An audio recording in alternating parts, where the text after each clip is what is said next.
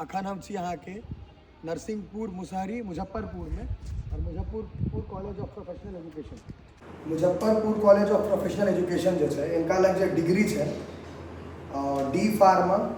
B pharma और M pharma pharmaceutical वाला degree जिनका चाहिए एक बाद BBA BCA MBA MCA PGDM polytechnic एते डिग्री है इनका लग और ओकर बाद civil engineering electronic engineering mechanical engineering computer science सारा डिग्री अहाँ एत से लऽ सकै कॉलेज में एडमिशन करूँ प्राप्त एत आके हम देखा रहा दुआरे कि तत्ते एहिमे छलैया ने डिग्री जे हमरा याद थोड़े होता है एक बेर में हम पढ़ि कऽ सुना देलहुँ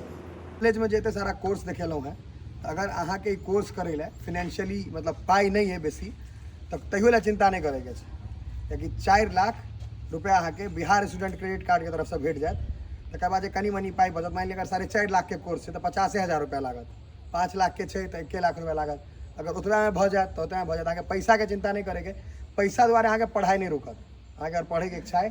तो अहाँ के बसों पर चीज़ लिखल है देख सके 4 लाख तक का लोन निःशुल्क शिक्षा मतलब अगर 4 लाख तक अहाँ के पैसा के चिंता नहीं करेंगे तो 50-25 हज़ार रुपया अगर बेसी भ गए या उतना में भ जाए तो अहाँ के कोर्स रुकत नहीं कोनो तरीका से अहाँ कोनो तरह के जते हम अहाँ के डिग्री बतेलहुँ अगर कोनो डिग्री लेबऽ चाहे छी और अखन फॉर्म अहाँ के बता देलहुँ बारकोड पर स्कैन करूँ अहाँ ओतऽ से दऽ सकै छी फॉर्म ऑनलाइन ऑफलाइन दुनू तरीका से अहाँ फिल कऽ सकै छी नंबर पर कॉन्टैक्ट कऽ के सेहो और स्कैन कऽ के सेहो।